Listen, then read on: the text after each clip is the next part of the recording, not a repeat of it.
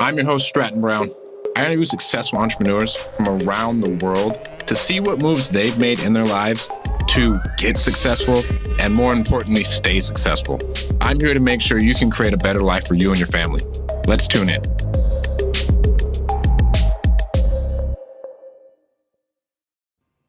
Welcome to the Winning Move podcast.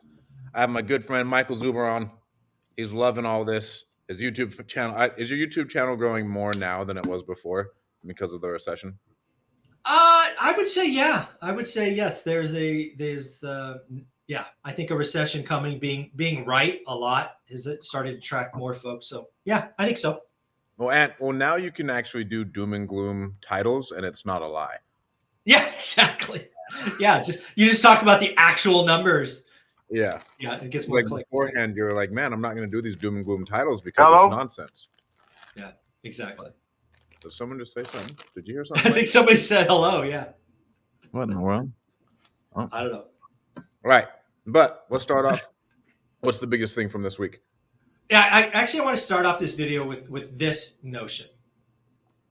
I believe, and I'm actually, I really believe this. I believe the last 2 years, it was easy to make money, income, right? Money rained down on fools. You could have been a horrible operator, but you got amazing timing and you printed money. I believe the next 2 years, Stratton, are perhaps going to be the best 2 years to get wealthy. And there is a big difference between getting wealthy and being rich in a moment. So hopefully people take from this and all my conversations that I'm about helping people getting wealthy. I don't like using luck, right? I'll take it. Don't get me wrong. But that's just not how I roll. I believe in work and daily discipline and focus. So I'm excited for what's coming. Hopefully people hear that in my voice. I'm legitimately getting excited. So yeah, the biggest news of the week, really twofold, all real estate. Existing home sales came out Tuesday morning.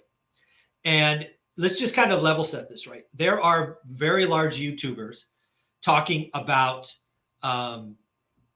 the housing crash. Some of them are saying the housing crash is going to fall 30% this summer. Yeah, we've talked about this nonsense. They're idiots. That said, transactions could fall 30% this year. So, and there is a difference, and people just don't get it. So on Monday, we got our first housing data for May. Existing home data is for May. And shockingly, housing transactions were down like 3%. They're going down more. Values up 14.8%. First time over 400 grand. Jeez. So these idiots that have been talking about a crash since 2020 are hurting their followers, just crushing them. And just think about 2020 was the best year ever to buy a home. These people have now cost you 40% appreciation and lifetime low interest rates. I have no idea why these channels are still followed. It's like permission to do nothing.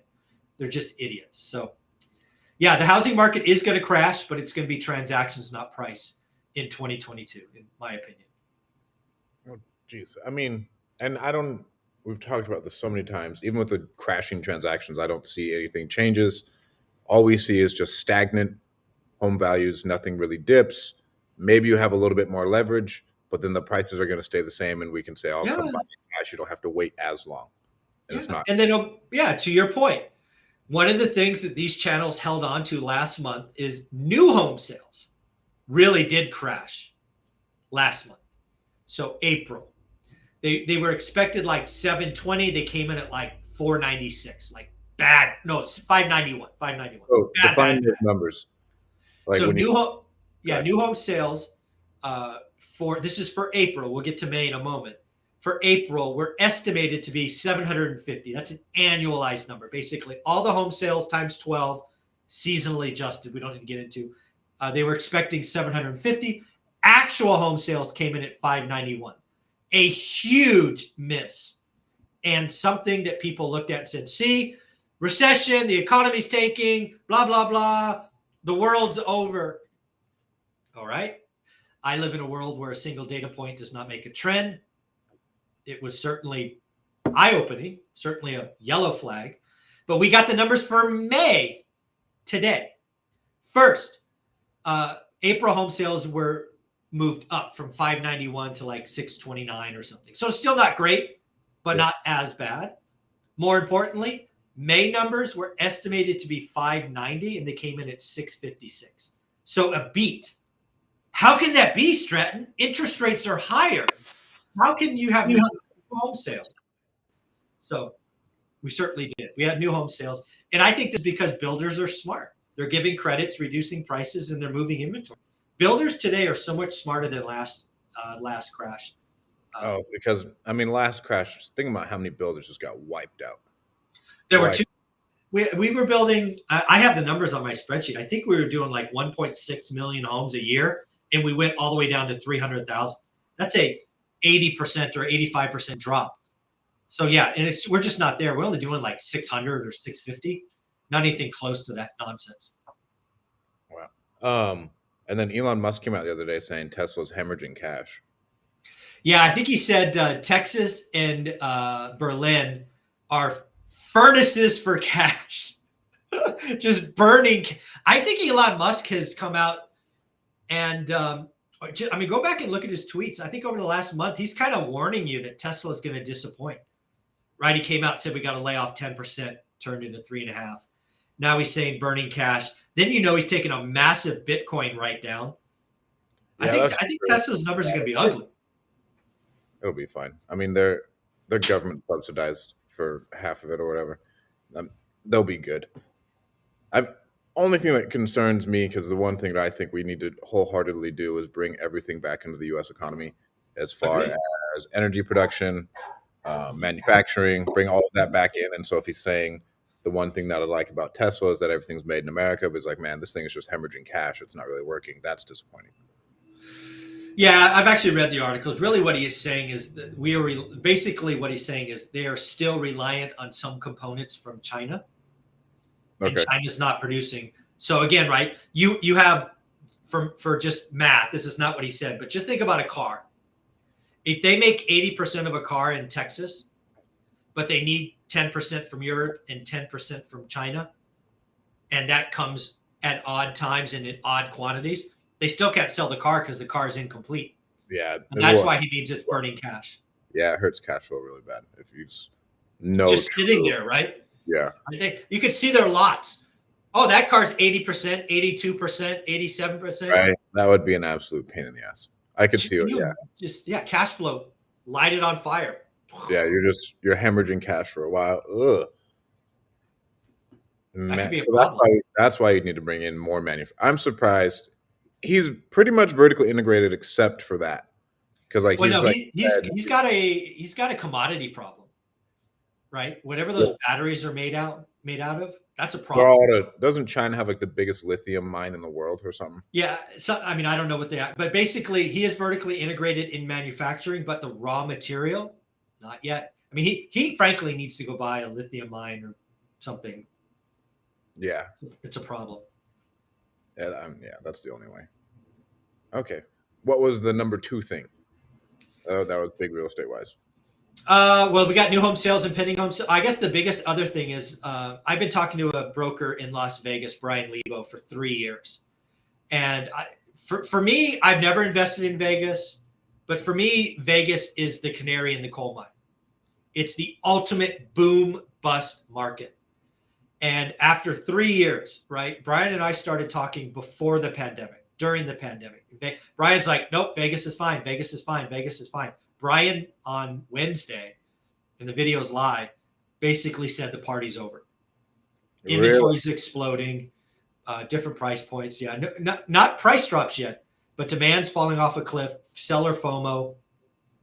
Yeah, so that conversation with Brian Lebo, the party's over in Vegas, is eye-opening. So why do you think it's boom and bust? Just because it's such a service-based economy? Exactly. It's a service-based economy. It attracts a certain... That is like vacation-y, that way you can tell if Vegas is booming. You can, yeah. Yeah. And also, let's be clear, a lot of people move there, the crypto and YouTube world, because of the tax status. There's like Crypto Alley with all these guys buying big ass mansions on their crypto portfolio are now down 80%. Some of them probably have to sell.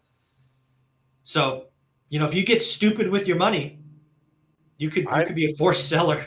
I could not understand why someone would lever up that much of their stuff. It doesn't make any sense to me. Like your upside is not as good as your fucking downside. Well, again, if you've been taught buy the dip routinely, and you've taken 10 grand to turn it into $1 million, why wouldn't you try to become a billionaire and then go to zero? I mean, again, these are young. I don't mean this. I mean, they're younger than my daughter. So when I say young kids, I want you to realize I have a daughter that's almost 31. These kids, first time with money, it was easy. They got lucky, but thought they had the Midas touch.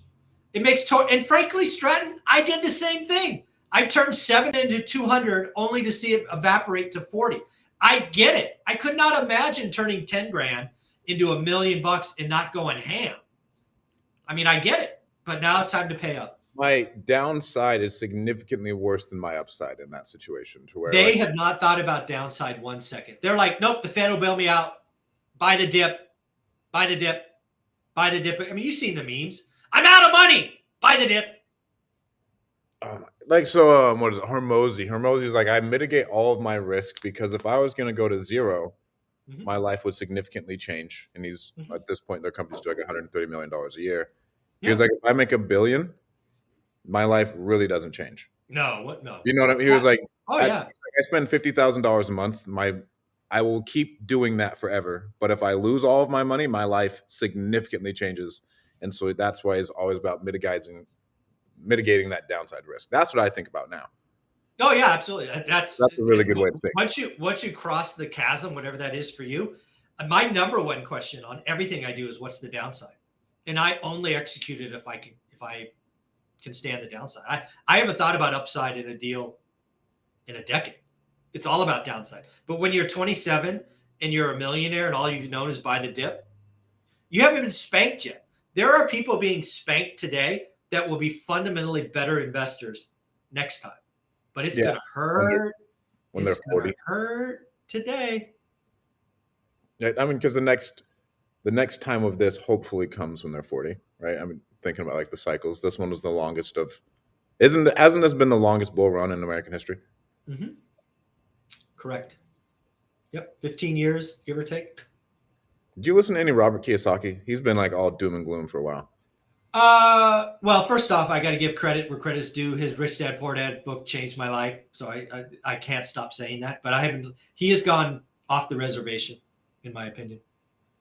Okay, I mean, yeah, his book I think is the best business real estate book besides Think and Grow Rich ever written. Agreed.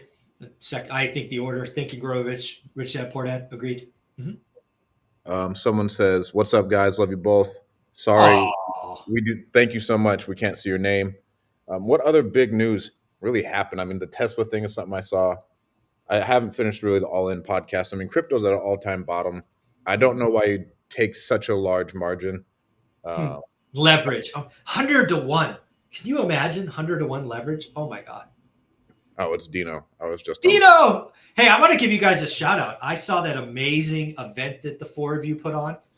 Like 300 some odd people. It's bananas.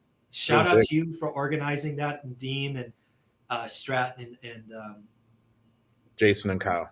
Kyle, yeah, just awesome job, guys. That's just to see that in Fresno is amazing. You guys have a great following. You the four of you changed lives yesterday, so nice work. Dean says we're getting you at the next one. We will. Yeah, I have an August event that it looks like it's actually going to happen because Olivia actually booked, so it will finally happen, and I will be out of the house, but I gotta make sure that happens because she wigged out last time. But we'll get you out of the next one. We want to get some big ones going. I mean, because that one was like 300. Dude, can you have more? I mean, if people were shoulders, could you have more people there? Bro, we wouldn't. I'll tell you the story afterwards. That fucking brewery. We will never use them again. But we want to get a different venue because I don't want to do Bitwise again because there's no place to network. If there's a place to network at Bitwise, we'd for sure use the stadium. Mm-hmm. We serve alcohol, so we can't use Brad's place. Mm-hmm. So the next one we'll look for. Do you have to serve alcohol though? We've gotten a better turnout, right? And like we're trying to make.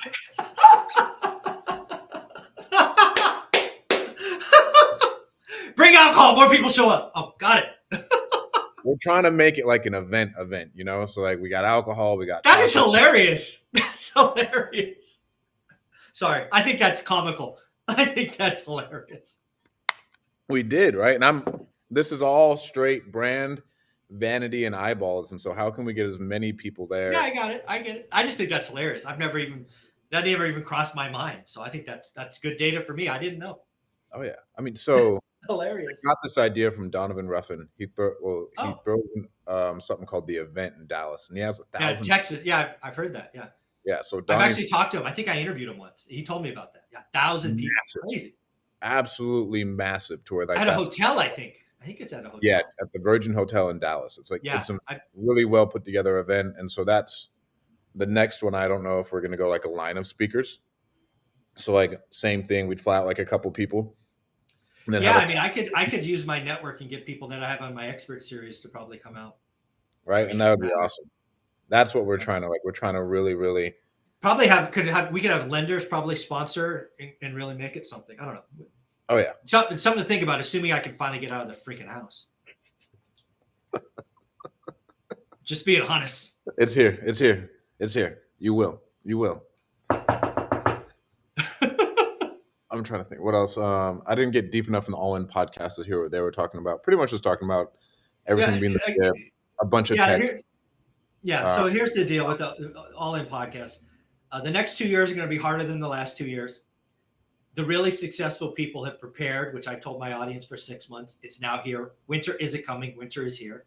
And I have to tell you, having lived through multiple cycles, this is how I opened, and I will be closing it this way. This is the time to get wealthy.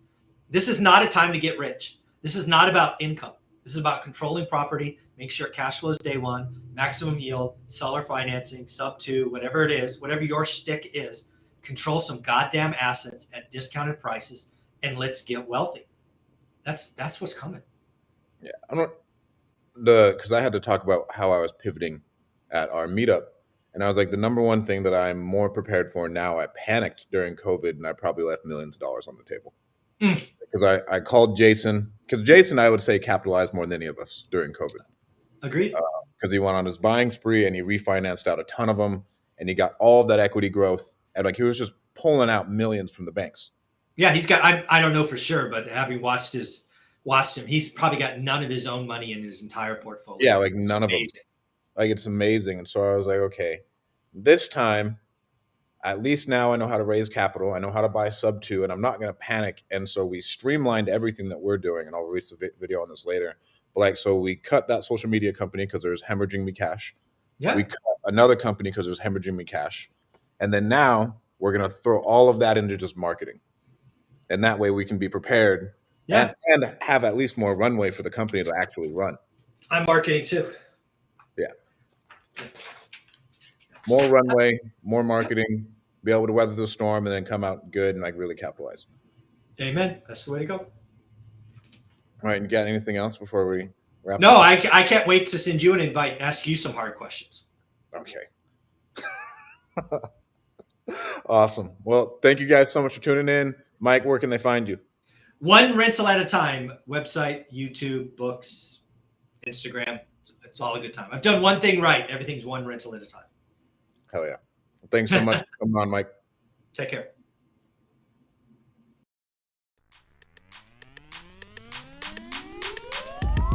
Thank you so much for tuning into this episode of the Winning Move Podcast. I hope it helps you make all the right moves in your life and business. Please make sure to go like and subscribe on any podcast platform that you're listening to, and make sure to go follow me on Instagram at StratDaddy.